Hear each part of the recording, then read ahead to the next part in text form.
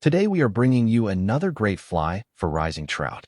The floating nymph is extremely effective when you see head and tail rises on emerging nymphs. Brent has selected some materials to enhance this productive fly. Make sure to tie these up in various colors and sizes. G'day everyone. Today we'll tie up a nice little floating nymph pattern. This is tied on a Tiemco 5262. I got a size 12 in the vise here right now. You go to 14s on this fly quite easily. That's going to be, I'll just tie it on a little larger size for the demo here.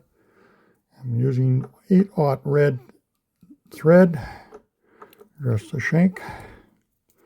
Start, we'll need something to float the fly. Here's some foam cylinders. You'll see they're just coming, they're already poked right out of they're already pre-cut.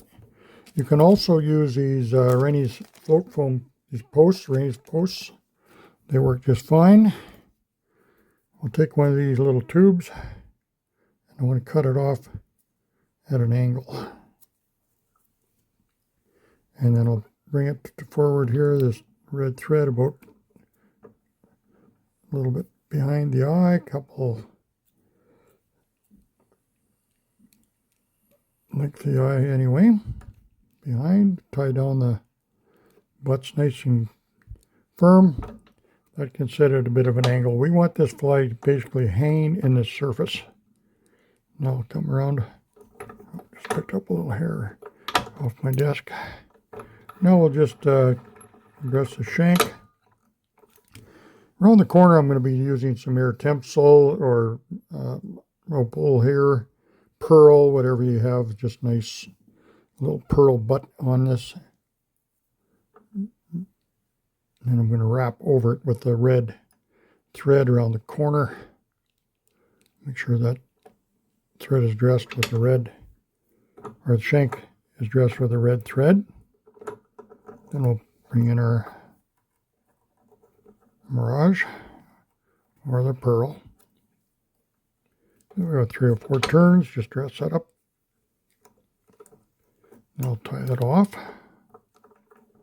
That's a little too wide for my rib, so I like to use a little thinner rib here. I'm going to be using a 69th inch. This is 0.4 millimeter.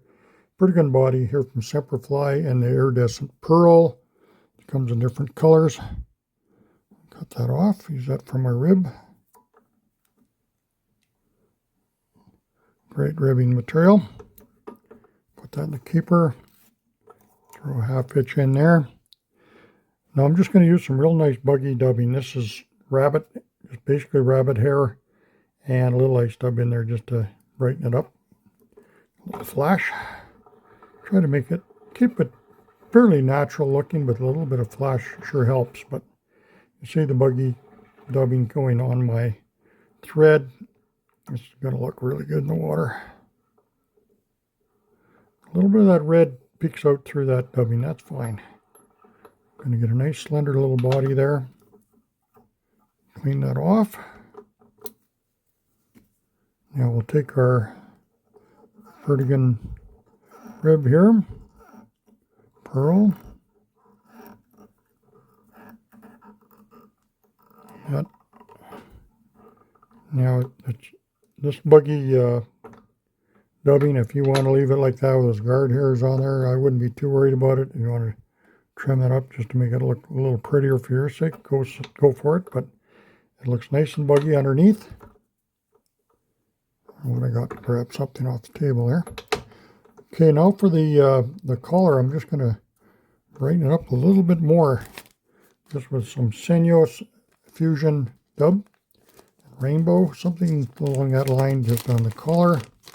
This is really nice material. Take away a little bit of that. I'm just going to roll that on. Rainbow dub here. Really nice. And get that kind of tightened up.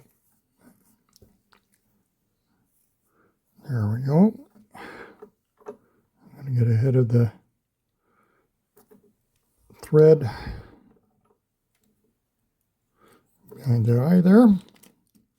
Grab my little whip finish. About a 5-6 turn whip finish on there. Just saw that off my scissor blade.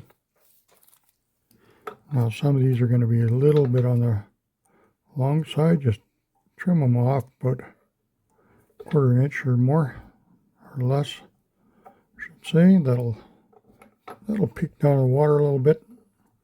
It'll also really catch your attention down there. But here's a fly that is going to ride in the surface about like so.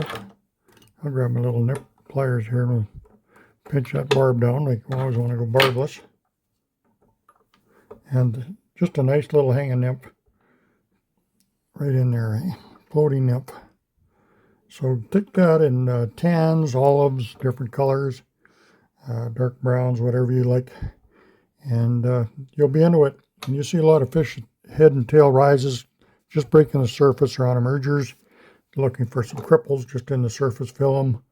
And this fly here is a go-to. So make sure you have some of these ready in the box because you'll get a lot of refusals on dry flies, where this floating nymph is going to be a real game changer for you.